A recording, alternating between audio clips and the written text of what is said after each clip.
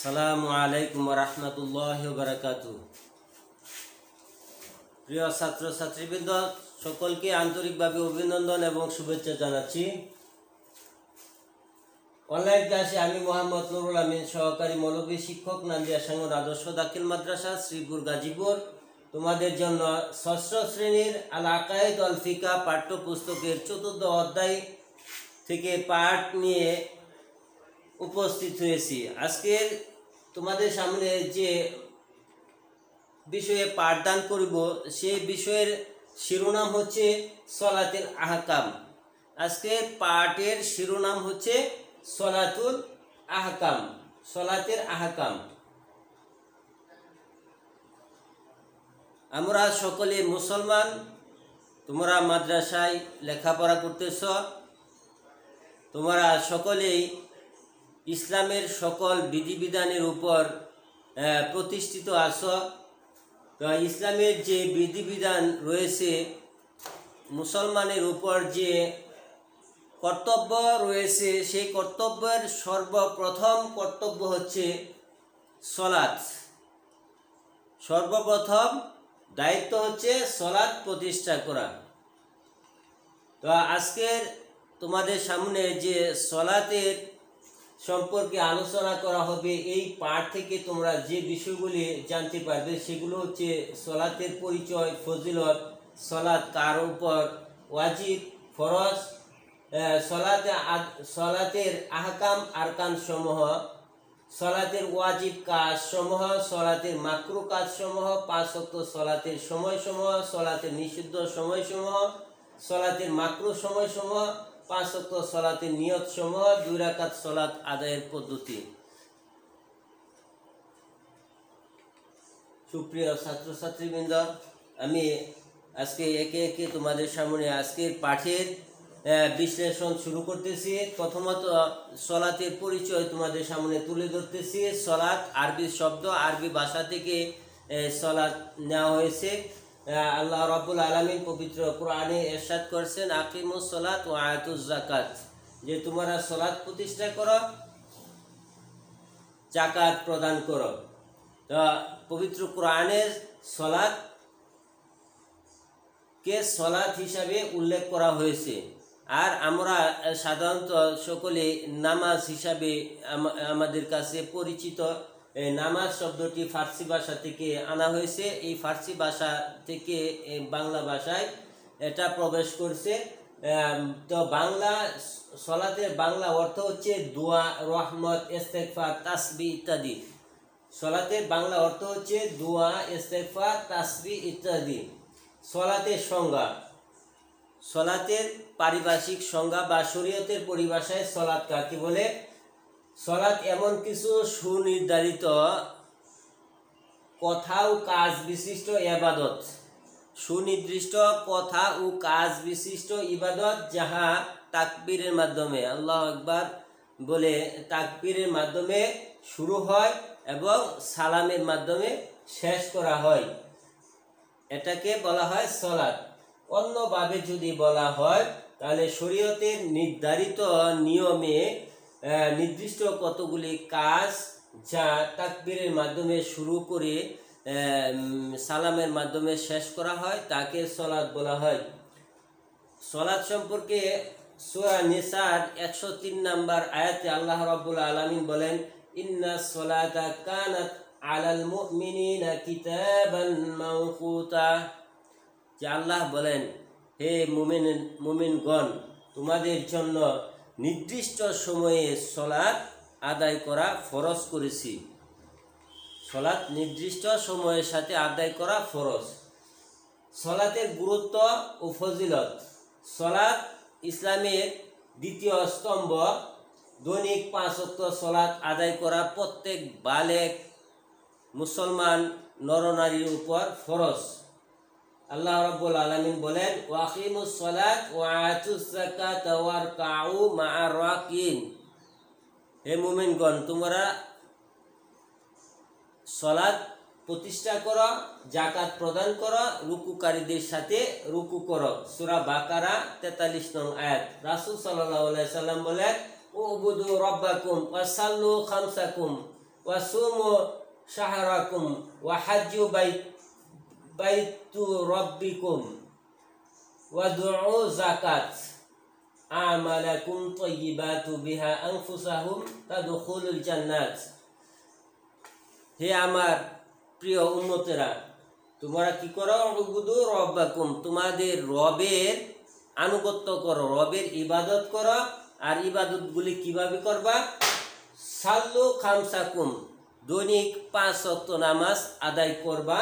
ওয়াসুমু শাহরাকুম, তোমাদের সামনে যদি পবিত্র এই রমজান মাস উপস্থিত হয় তবে রমজান মাসের সিয়াম আদায় করবা। ওয়া হাজ্জু বাইতু রাব্বুকুম, আর তোমার প্রভুর যে ঘর বাইতুল্লাহ শরীফ, কাবা শরীফ, যদি তোমাদের সামর্থ্য থাকে তাহলে তাওয়াফ করবা। ওয়া দুউ যাকাত, যাকাতের নিসাব পরিমাণ সম্পদের মালিক হলে যাকাত দিবা। আমওয়ালাকুম তাইয়্যিবাতু বিহা, এই যাকাতের মাধ্যমে মাল সম্পদ পবিত্র হয়।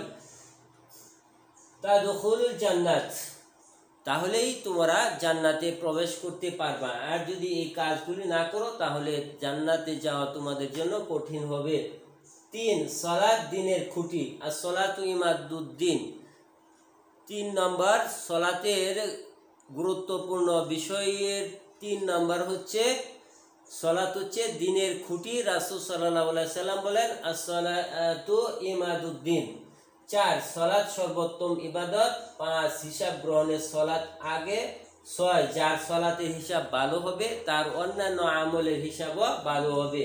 7, সালাত খারাপ পথ থেকে মানুষকে ভালো পথে নিয়ে আসে। আল্লাহ রাব্বুল আলামিন বলে ইন্নাস সালাতা তানহা আনিল ফাহশাই ওয়াল মুনকার, আনকাবুত 45 নং আয়াত।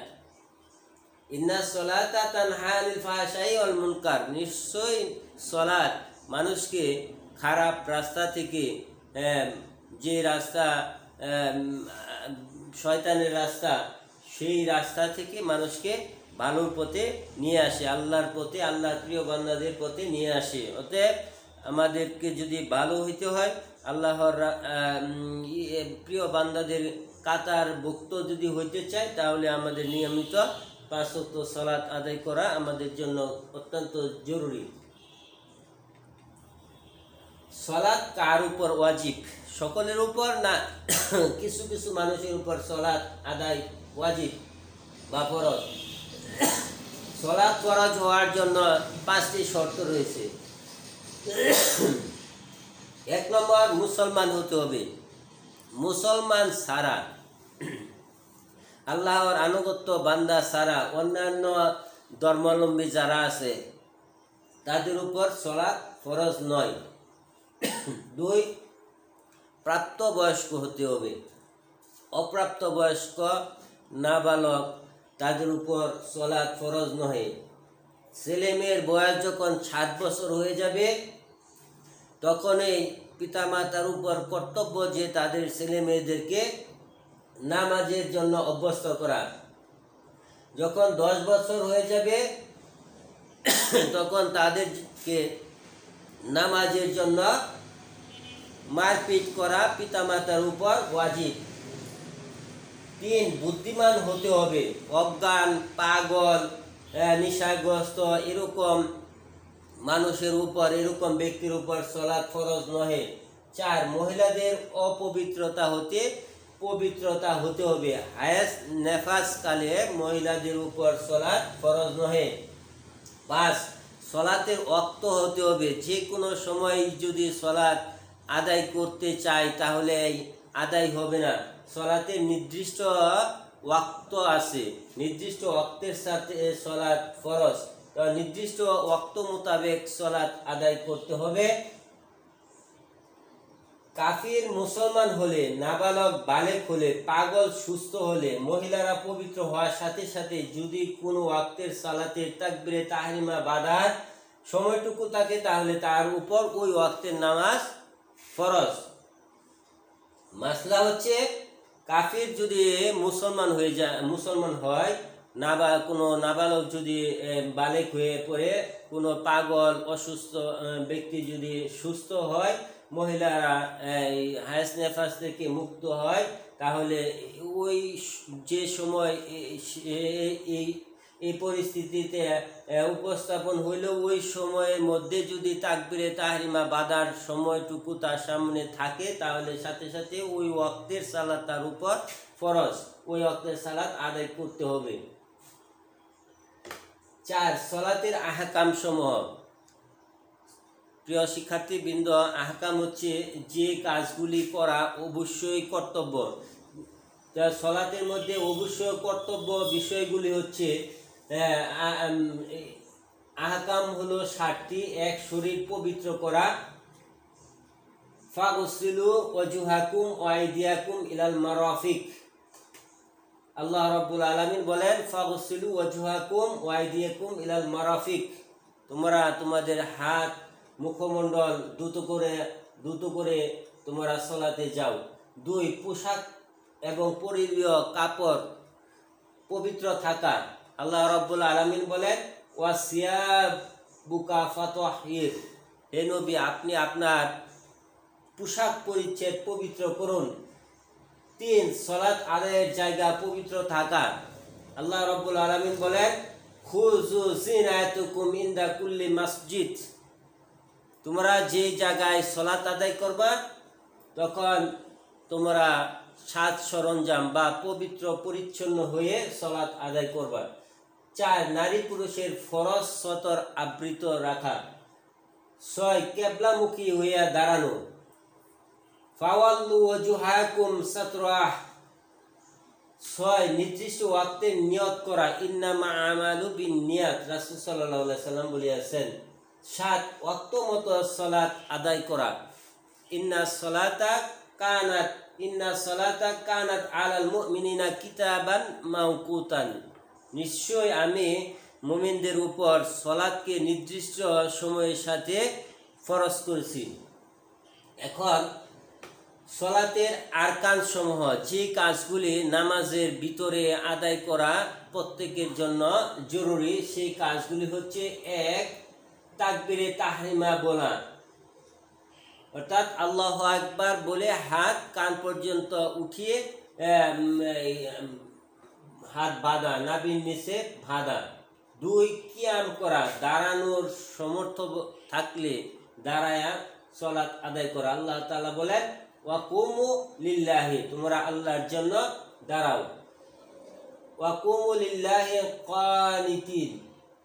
3. কিরাত করা, পবিত্র কোরআন হতে কিছু আয়াত তেলাওয়াত করা। আল্লাহ তাআলা বলেন, ফাকরাউ মা তায়াসসির মিনাল কোরআন, তোমরা কোরআনের যে অংশটুকু তোমাদের কাছে সহজ লাগে সেই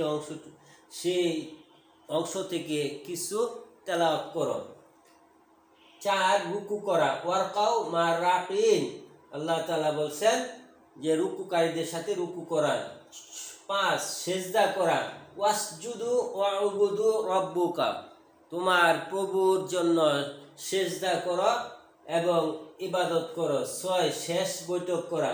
ওয়াইজা ফাআলতু হাযা ফাকাদ তাম্মাত সালাতুকা, রাসূল সাল্লাল্লাহু আলাইহি সাল্লাম বলেন যে যখন নামাজ এর কাজ শেষ হয়ে যাবে, শেষ বৈঠকে সালামের মাধ্যমে তোমরা সালাত শেষ করবে।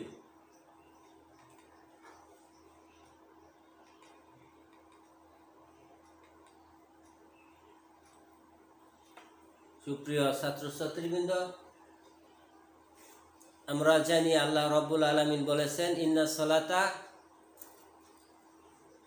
সালাতা কানাত আলাল মুমিনিনা মাওকুতান, আমি মুমিনদের জন্য সালাত নির্দিষ্ট সময়ের সাথে ফরজ করেছি। তো এই নির্দিষ্ট সময়গুলি আমাদের সকলের জানা থাকা জরুরি। ফজরের ওয়াক্ত শুরু হয় সুবে সাদেক তথা পূর্ব আকাশে সাদা বা দেখা দেওয়ার সাথে সাথে ফজরের ওয়াক্ত শুরু হয়ে যায়, আর এটা শেষ সময় হচ্ছে সূর্য উদয়।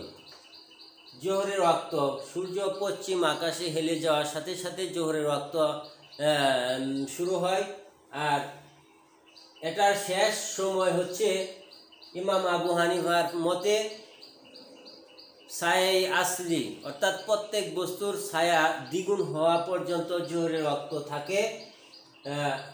আসরের ওয়াক্ত, জোহরের ওয়াক্ত শেষ হয়ে যাওয়ার পর থেকে আসরের ওয়াক্ত শুরু হয়। এর শেষ সময় হচ্ছে সূর্য অস্ত যাওয়ার আগ পর্যন্ত। মাগরিবের ওয়াক্ত শুরু, সূর্য অস্ত যাওয়ার থেকে শুরু করে মাগরিবের ওয়াক্ত শুরু হয়ে যায় এবং পশ্চিম আকাশের যে লালিমা থাকে ওই লালিমা বিলীন হওয়া পর্যন্ত মাগরিবের ওয়াক্ত থাকে। মাগরিবের ওয়াক্ত শেষ হলেই এশার ওয়াক্ত শুরু, আর শেষ রাত্র অর্ধেক হলে এশার ওয়াক্ত শেষ হয়ে যায়।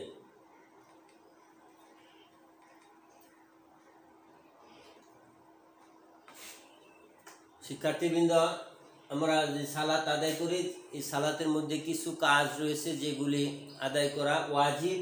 এই কাজগুলি হচ্ছে প্রত্যেক রাকাতে সূরা ফাতিহা পড়া, ফাতিহার সহিত সূরা মেলানো, ফরজ নামাজে প্রথম 2 রাকাতে সূরা মেলানো, ইমামের জন্য কিরাত আস্তে এবং জোরে পড়া, রুকু সেজদায় দেরি করা, রুকু হইতে সোজা হইয়া দাঁড়ানো, 2 সেজদার মাঝে সোজা হইয়া বসা, 2 রাকাতের পর বৈঠক করা, উভয় বৈঠকে তাশাহুদ পাঠ করা, ধীরস্থিরভাবে রুকু সেজদা করা, ভিতরের নামাজে দোয়া কুনুত পড়া, ঈদের নামাজে 6 তাকবীর দেওয়া, সকল কাজ ধারাবাহিকভাবে আদায় করা, 14 সালামের মাধ্যমে সালাত শেষ করা। সুপ্রিয় ছাত্রছাত্রীবৃন্দ, তোমাদের জন্য বাড়ির একটি কাজ দিচ্ছি। সেই কাজটি হচ্ছে যে সালাতের আহকাম আরকানগুলি তোমরা সুন্দর করে তোমাদের পাঠ্যপুস্তক থেকে শিখে খাতায় লিখে রাখবে। তো আজকের ক্লাসে অংশগ্রহণ করার জন্য তোমাদের সকলকে আবারও শুভেচ্ছা এবং ধন্যবাদ জানিয়ে বিদায় নিচ্ছি। আসসালামু আলাইকুম ওয়া রাহমাতুল্লাহি ওয়া বারাকাতুহু।